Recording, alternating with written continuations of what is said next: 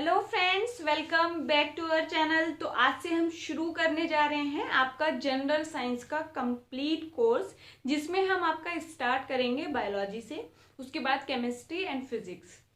3 से 4 महीने आपका कंप्लीट कोर्स होने में लग जाएंगे। हर शाम 4 बजे हम आपके जनरल साइंस की क्लास लेंगे। एग्जाम कोई भी हो, आप किसी भी एग्जाम की प्रिपरेशन कर रहे हैं, आप एसएससी के लिए, रेलवे के लिए, स्टेट में कोई एग्जाम है, कोई भी एग्जाम जहां पर आपको जनरल साइंस पूछी जाती है, तो आपको भरोसा रखना है कि ये जो आपको पढ़ाया जा रहा है इससे बाहर क्वेश्चन नहीं जाएगा। इसके फायदे आपको हैं कि आप शाम को 4 बजे अपना टॉपिक पढ़ेंगे और शाम को 6 बजे जब वो टॉपिक कंप्लीट हो जाएगा, हम उससे किस तरीके के क्वेश्चन पूछे जाते हैं वो आपको मेरे दूसरे चैनल पर करा देंगे, जिसका लिंक आपको डिस्क्रिप्शन बॉक्स में मिल जाएगा। कमेंट बॉक्स में भी लिंक है, माही बायोलॉजी क्लासेस। उसके क्वेश्चन करने हैं, देखना है आप कितना गेन कर पाए हैं, जो आपको बताया गया है उससे आप कितना सीख पाए हैं। तो चीजों को सीखने पे ज्यादा फोकस करना है। एक भी क्वेश्चन आपका बाहर नहीं जाएगा, इस चीज का भरोसा रखते हुए तैयारी करनी है।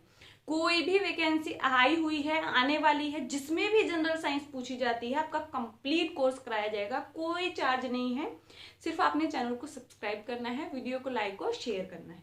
तो आज हम अपना ये जो हम कोर्स शुरू करने जा रहे हैं, हमारी ये पहली क्लास है जिसमें हम बायोलॉजी से शुरू कर रहे हैं। एक इंपॉर्टेंट चीज समझना है, हम शुरू कर रहे हैं आपका ह्यूमन फिजियोलॉजी से, मानव कार्यकी से।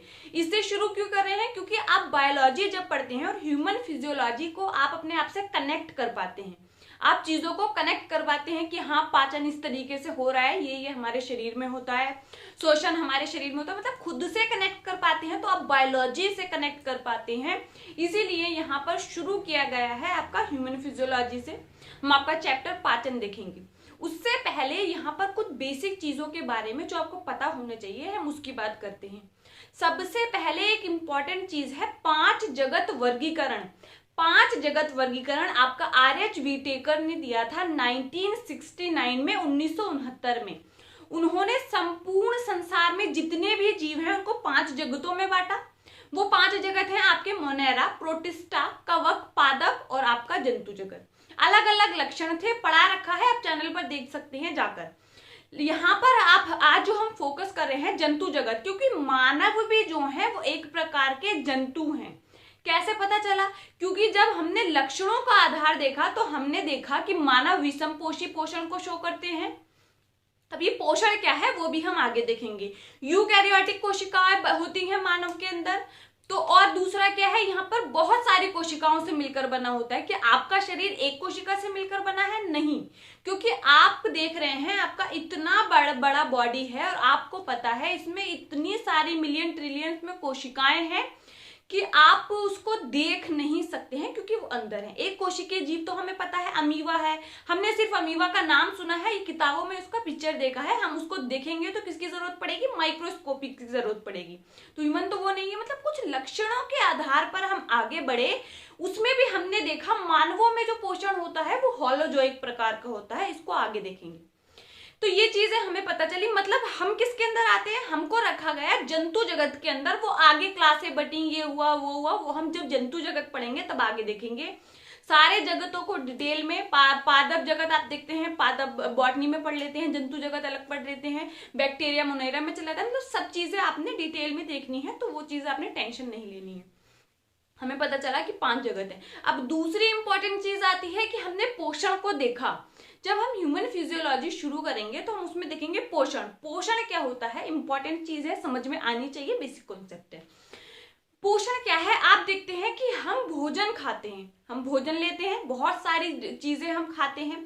कुछ आपने देखा है कि रोटी, चावल, सब्जी, कुछ जो नॉन वेजिटेरियन होते हैं वो मीट का यूज करते हैं। मतलब अलग अलग भोजन, हमारी अलग अलग ह्यूमन के अलग अलग तरीके का खाना होता है। उससे हम क्या करते हैं? उससे हमें हमारे शरीर को किन्हीं चीजों की रिक्वायरमेंट है, जरूरत है काम करने के लिए, उन आवश्यकताओं को पूरा करते हैं। भोजन ग्रहण करके हमारे शरीर की जरूरतों को पूरा करा जाता है। तो ये क्या है? पोषण में अगर आप देखेंगे तो पोषण क्या है, तो मतलब जिस विधि से आप क्या कर रहे हैं, भोजन को ग्रहण कर रहे हैं, वो है पोषण। पोषण समझ आया? हम खाना खा रहे हैं, हम खाना खाते हैं, सबको पता है। तो जिस विधि से आप खाना खा रहे हैं, भोजन को ग्रहण कर रहे हैं, वो है आपका पोषण। उसी से पोषण में क्या है, आप उनका यूज भी करते हैं। जैसे आपको पता है कि आप रोटी खाते हैं, तो रोटी आपको पता है कि आपका शरीर, अभी मैंने आपको बताया, बहुत सारी कोशिकाओं से मिलकर बना है। तो आपकी हर कोशिका को जरूरत है ऊर्जा की, उसको ऊर्जा चाहिए। तो क्या रोटी बहुत छोटी कोशिका होती है, रोटी ऐसे ही उसमें जा सकती है? मतलब उसको तोड़ना जरूरी है। तो ये सब क्या है, आप उसका यूज कर रहे हैं आगे पोषण की विधि में। तो मतलब पोषण क्या होगा, अगर पोषण की हम डेफिनेशन को देखें तो पोषण एक प्रक्रिया है। और कौन सी प्रक्रिया है? वह प्रक्रिया है जिसके द्वारा कोई जीव भोजन को ग्रहण करता है और क्या करता है, उसका इस्तेमाल करता है। ठीक है, अब आगे हम देखें कि पोषक तत्व क्या होते हैं। जो भी चीजें हमें भोजन से मिलती हैं और हमें पोषण प्रदान करती है, हमारे शरीर की जरूरतों को पूरा करती हैं, वो है पोषक तत्व। ठीक है, तो आप देख सकते हैं पोषण क्या है, वह प्रक्रिया जिसके द्वारा कोई जीव भोजन ग्रहण करता है और उसका उपयोग करता है, पोषण कहलाती है। पोषक तत्व के क्या होते हैं? न्यूट्रिएंट्स, वह पदार्थ जो जीवों को पोषण प्रदान करते हैं, पोषक तत्व कहलाते हैं। अब जो हम भोजन ग्रहण करते हैं उसमें अलग अलग प्रकार के पोषक तत्व होते हैं। आपने सुना होगा कि कार्बोहाइड्रेट लेना जरूरी है भोजन में, प्रोटीन भी लेना जरूरी है, वसा भी लेना जरूरी है, फैट। फिर दूसरा आप देखते हैं, इनको भी अलग अलग प्रकार से बांटा गया है। जैसे एक है मैक्रोन्यूट्रिएंट्स, मतलब बृहत पोषक तत्व। बृहत पोषक तत्व क्या है? पोषक तत्व को भी उनकी मतलब कितनी हमें उनकी मात्रा चाहिए हमारे शरीर को, उनकी मात्रा के आधार पर दो कैटेगरी में बांटा गया। एक है मैक्रोन्यूट्रिएंट्स, मतलब बृहत पोषक तत्व जिनकी मात्रा हमारे शरीर को अधिक मात्रा में होती है, वो है आपके पोषक तत्व। दूसरे हैं आपके सूक्ष्म पोषक तत्व। उनको सूक्ष्म पोषक तत्व क्यों बोला जा रहा है? क्योंकि उनकी मात्रा शरीर को बहुत कम मात्रा में होती है। जैसे कि अगर हम देखें, प्रोटीन, कार्बोहाइड्रेट और आपका वसा जो है, इनको मैक्रोन्यूट्रिएंट्स बोला जाता है, मतलब बृहत पोषक तत्व बोला जाता है, क्योंकि इनकी मात्रा आपको ग्राम में होती है। जबकि आप देखेंगे जो विटामिन और खनिज होती हैं, जैसे vitamin A, B, C, D, K, ये जो है इनकी मात्रा आपके शरीर को मिलीग्राम में होती है। या खनिज जैसे कैल्शियम हो गया, मैग्नीशियम हो गया, फास्फोरस हो गया, इनकी मात्रा आपके शरीर को बहुत कम मात्रा में होती है, मिलीग्राम में होती है। ठीक है, तो पोषक तत्व क्या होते हैं? दो प्रकार के होते हैं। अगर पोषक तत्व को देखें तो कितने प्रकार के होते हैं? दो प्रकार के पोषक तत्व हैं। एक है आपके बृहत पोषक तत्व। बृहत पोषक तत्व, ये जिनको आप मैक्रोन्यूट्रिएंट्स बोलेंगे। बृहत पोषक तत्व कौन कौन से होंगे? प्रोटीन, कार्बोहाइड्रेट और वसा। प्रोटीन, कार्बोहाइड्रेट और आपका होगा वसा। दूसरा आपका आता है सूक्ष्म पोषक तत्व। दूसरा आता है सूक्ष्म पोषक तत्व। सूक्ष्म पोषक तत्व कौन से होंगे? वह पोषक तत्व जिनकी मात्रा शरीर को कम मात्रा में होती है, वो है आपके सूक्ष्म पोषक तत्व। जैसे आपका खनिज, विटामिन, ये क्या है? आपके सूक्ष्म पोषक तत्व हैं। ये चीज आपने ध्यान रखनी है। अब हम आगे देखते हैं। देखिए, इनकी मात्रा आपको कितने में होती है? ग्राम्स में इनकी मात्रा आपको आपके शरीर को होती है।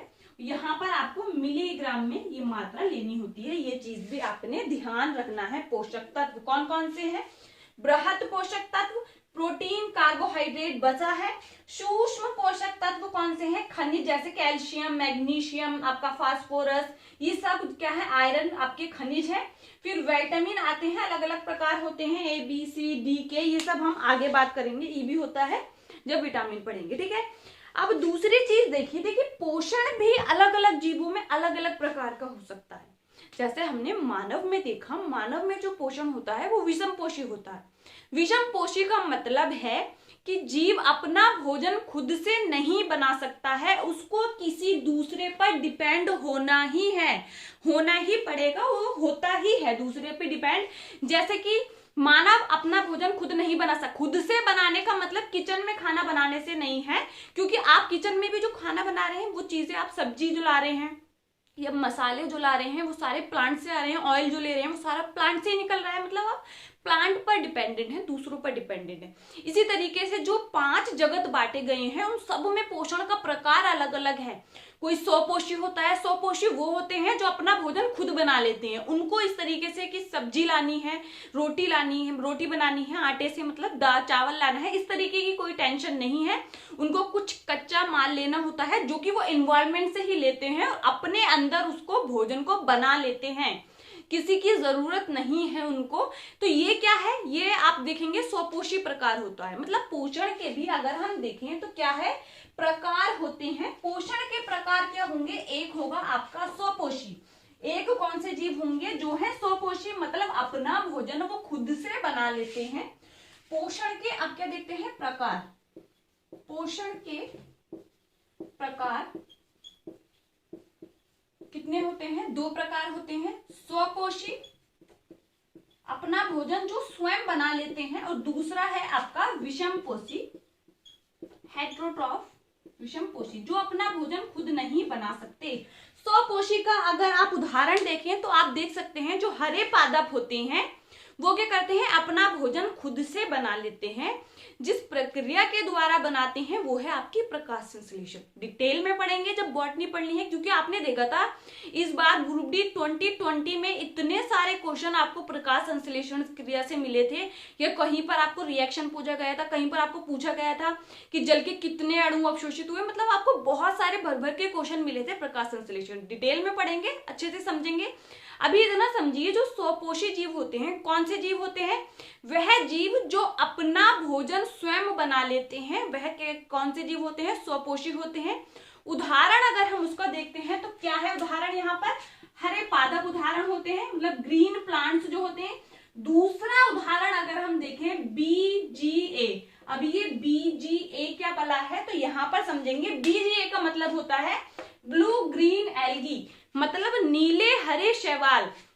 नीले हरे शैवाल का अगर हम टेक्निकली नाम देखें या इसको समझें ये क्या है, तो ये प्रोकैरियोटिक कोशिका है। प्रोकैरियोटिक कोशिका क्या होती है, अभी आपको 5 जगत बताए थे, उसमें सबसे पहला जब आप देखेंगे कि उसमें प्रोकैरियोटिक जीव जो होते हैं जगत मोनेरा के अंदर रखे गए हैं, क्योंकि वो कोशिका का प्रकार ही अलग है। प्रोकैरियोटिक कोशिकाएं जो होती हैं वो ज्यादा विकसित कोशिकाएं नहीं होती हैं, उनका केंद्रक भी विकसित नहीं होता। तो मतलब जो ब्लू ग्रीन एल्गी है, आपको नाम से लग रहा होगा कि ये पादप में जाएगा क्योंकि ये शैवाल है, लेकिन ये टेक्निकली शैवाल नहीं है। इसका जो प्रकार है वो प्रोकैरियोटिक है, और ये आपका आप देखेंगे तो जगत मोनेरा के अंदर रखा है। लेकिन फिर भी ये क्या करता है, प्रकाश संश्लेषण करता है। आपको ये चीज भी ध्यान रखनी है, इस पृथ्वी पर सबसे पहले जो प्रकाश संश्लेषण क्रिया की थी, प्रकाश संश्लेषण नहीं, ऑक्सीजेनिक प्रकाश संश्लेषण, मतलब जब प्रकाश संश्लेषण किया तो ऑक्सीजन को मुक्त किया गया। अभी तक जो दूसरे अगर आप देखेंगे जीवाणु जो प्रकाश संश्लेषण करते थे तो वो H2S को यूज करते थे, H2S को यूज करते थे कार्बन डाइऑक्साइड गैस के साथ। आपने ये अभिक्रिया देखी होगी, इसको आप संतुलित करने का अभी नहीं देखेंगे, C6H12O6, यही तो है आपकी प्रकाश संश्लेषण की क्रिया। तो लेकिन ये जो दूसरे जीवाणु हैं वो यहाँ पर H2O का निर्माण नहीं करते, H2S का करते थे, इसलिए ऑक्सीजन रिलीज नहीं होती थी। सबसे पहले जो साइनोबैक्टीरिया है, नीले हरे शैवाल हैं, उन्होंने जल का यूज किया और क्या किया, ऑक्सीजन को बाहर निकाला। तो मतलब जो आज हम अर्थ देख रहे हैं कि इतनी मात्रा में ऑक्सीजन प्रेजेंट है, सबसे बड़ा योगदान किसका है, आपके नीले हरे शैवाल का है। ये चीज भी ध्यान रखना है। दूसरी इंपॉर्टेंट चीज अब आते हैं विषमपोषी पोषण में। विषमपोषी पोषण क्या होता है, वह ये कौन से जीव शो करते हैं, मतलब आप अगर देखें हरे पादप और ब्लू ग्रीन एल्गी को छोड़कर सभी क्या विषमपोषी जीव हैं, मतलब जो दूसरों पर डिपेंड हो, जो वह जीव जो स्वयं भोजन का निर्माण नहीं कर सकते, विषमपोषी कहलाते हैं, विषमपोषी जीव कहलाते हैं, हेटेरोट्रॉफ्स कहलाते हैं। अब विषमपोषी के भी कई प्रकार होते हैं, उप प्रकार होते हैं। जैसे अब पहला देखें तो आपका आएगा मृतोपजीवी। पहला क्या आएगा, मृतोपजीवी, जिसको इंग्लिश में आप सैप्रोफाइट्स बोलते हैं। दूसरा प्रकार आएगा आपका प्रजीवी, और तीसरा प्रकार आएगा प्राणी सम, या आप इसको होलोजॉइक भी बोल सकते हैं। क्या आएगा, प्राणी सम, या आप इसको होलोजॉइक भी बोल सकते हैं। मृतोपजीवी क्या होता है, अब इसको समझिए, वह जीव जो सड़े गले पदार्थों से अपना भोजन ग्रहण करते हैं। जैसे कोई पादप है, अगर उसकी कहीं लीफ क्या है, पत्ती गिर गई है, वो वहां पर सड़ रही है, तो आपके देखेंगे जो मृतोपजीवी जीव होते हैं वो वहां पर रिएक्शन करके उस पत्ती या फिर अगर कोई मांस कुछ कोई भी जीव मर गया है वो पड़ा है तो उस पर क्या करते हैं, क्रिया करके उसको खा जाते हैं। तो वो जीव क्या है, मृतोपजीवी हैं। मतलब मृतोपजीवी वह जीव होते हैं जो सड़े गले पदार्थों से अपना भोजन ग्रहण करते हैं। अगर आप उदाहरण इसका देखें तो कवक जगत में जो कवक रखे गए हैं वो इसका उदाहरण है। कैसे कवक क्या करते हैं, अगर उनको इस तरीके से कोई सड़ा गला पदार्थ, पत्ती हो, टहनी हो, कुछ भी जीव हो, जंतु कुछ भी पड़ा हो, तो वो क्या करेंगे, अपनी बॉडी से बाहर कुछ एंजाइम को सिक्रीट करेंगे, एंजाइम बाहर निकालेंगे उस पर, उसको उस जगह पर पचाएंगे, फिर अपने शरीर में अवशोषित करेंगे। तो आपको एक इंपॉर्टेंट क्वेश्चन भी पूछा जाता है कि है तो कवक भी विषमपोषी और मानव भी विषमपोषी, मतलब कवक जगत में और जंतु जगत में जब आप डिफरेंस देखेंगे तो आपको वहां दिखेगा कि जो कवकों का पोषण होता है विषमपोषी है, लेकिन अवशोषित प्रकार का होता है। मतलब अवशोषित प्रकार का कैसे है, वो शरीर के बाहर भोजन को पाचन करते हैं, फिर उसके बाद उसको अवशोषित करते हैं। जबकि आप जंतुओं में देखेंगे, ज्यादातर जंतुओं में अपवाद को छोड़कर क्या होता है, वो क्या करते हैं, शरीर के अंदर भोजन को पहले ग्रहण करते हैं, उसके बाद शरीर के अंदर पाचन होता है, जैसे हम आगे पढ़ेंगे। ठीक है, अब आते हैं परजीवी। परजीवी जीव वह होते हैं जो भोजन के लिए दूसरे जीवों पर आश्रित होते हैं। जैसे कि आप एग्जाम्पल देख सकते हैं, लाइस जो पड़ जाती हैं सन में, उनका भी एग्जाम्पल क्या है, परजीवी का है। अच्छा, वो कैसे परजीवी हुए, वो बाह्य परजीवी हुए क्योंकि बाहर से कर रहे हैं ना क्रिया। और कुछ परजीवी ऐसे भी होते हैं जो शरीर के अंदर आपको नुकसान पहुंचाते हैं, एंडो पैरासाइट होते हैं, वहां से पोषण लेते हैं। जैसे नॉर्मल भाषा में बोला जाता है कि बच्चे के पेट में कीड़े पड़ गए हैं, कीड़े हो गए हैं, तो वो टीनिया सोलियम सीलियम जो है वो क्या करता है, टीनिया सोलिया, कि वो आपका आंतों के अंदर जाकर वहां से अपना पोषण लेता है। मतलब परजीवी वो हैं जो किसी जीव के शरीर पर आश्रित रहते हैं अपने पोषण के लिए। दूसरा आता है प्राणी सम। प्राणी सम समझिए, यही हमने पढ़ना है। इसमें बहुत सारे मतलब स्टेप होते हैं।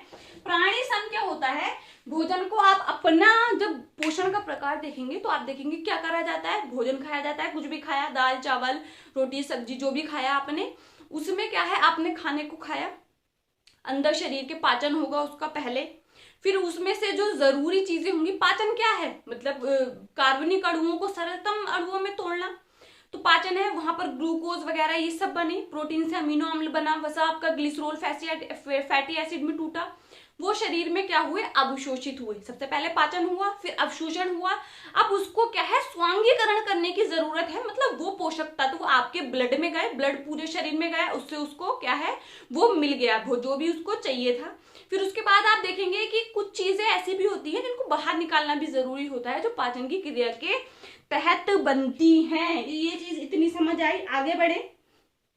यहां तक सभी को क्लियर है कि लाइव क्लासेस के लिए आपने ज्यादा से ज्यादा शेयर करना है, ज्यादा से ज्यादा शेयर करना है, और हम जब आपका लाइव का ऑप्शन आएगा तब हम उसको लाइव भी करेंगे। चैनल न्यू है तो आपने सब्सक्राइब करना है। नोट्स जिसको भी चाहिए होंगे व्हाट्सएप नंबर प्रोवाइड है, आप वहां पर देख सकते हैं। अगर प्राणी सम या होलोजॉइक के हम स्टेप देखें तो आप पहले क्या करते हैं, भोजन का अंतर ग्रहण करते हैं, मतलब इंजेशन करते हैं, भोजन को अंदर ग्रहण करना क्या है, इंजेशन भोजन का। फिर उसके बाद आप देखेंगे भोजन का पाचन होता है, फिर उसके बाद भोजन को अवशोषित किया जाता है, भोजन को क्या किया जाता है, अवशोषित किया जाता है। उसके बाद स्वांगीकरण होता है जिसको आप एसिमिलेशन बोलते हैं, और फिर निष्कासन भी होता है। स्वांगीकरण जिसको आप एसिमिलेशन बोलते हैं ये होता है। फिर उसके बाद आप देखेंगे निष्कासन कह सकते हैं इसको, जिसको मल त्याग, आप इसके लिए अच्छा वर्ड है वो यूज कर सकते हैं, मल त्याग। मल के रूप में जो भी चीजें अपचित रह जाती हैं, जिसकी जरूरत नहीं है, उनको बाहर निकाल दिया जाता है। यह है पोषण। देखिए स्वपोषी पोषण हमने बहुत डिटेल में अच्छे से पढ़ना है कि किस तरीके से होता है, प्रकाश संश्लेषण क्रिया क्या है। अब जो हमारा नेक्स्ट है, हमने स्टेप देखे, आपका जो पाचन हम जब पढ़ेंगे तो प्राणी सम वहां पर ये चीजें देखेंगे। ये स्टेप भी आपने ध्यान रखनी है, ये भी आपके एग्जाम का क्वेश्चन है। सबसे पहले इंजेशन होगा, फिर डाइजेशन होगा, फिर एब्जॉर्प्शन होगा, फिर एसिमिलेशन होगा, और फिर उसका क्या होगा, निष्कासन हो जाएगा, एक्सक्रीशन उसको बाहर निकाल दिया जाएगा, जो भी अपचित पदार्थ होता है मल के रूप में। ठीक है, तो ये चीजें थी आपकी जो हमने आज बेसिक चीजें देखी हैं। हाँ, शाम 4 बजे आपकी क्लास होगी। आपने ज्यादा से ज्यादा बच्चों को शेयर करना है, आपके फ्रेंड्स हैं, छोटे भाई बहन हैं, जो भी कॉम्पिटिटिव एग्जाम की प्रिपरेशन कर रहे हैं, एग्जाम कोई भी हो, कोई भी, आप उस चीज को देख सकते हैं, एग्जाम के क्वेश्चंस को उठा के देख सकते हैं कि यही सब है आपका, एक एक टॉपिक आपको कवर कराया जाएगा। तो ज्यादा से ज्यादा शेयर करें, सब्सक्राइब करें। मिलते हैं हमारे नेक्स्ट वीडियो में, तब तक के लिए पढ़ते रहिए। Thank you.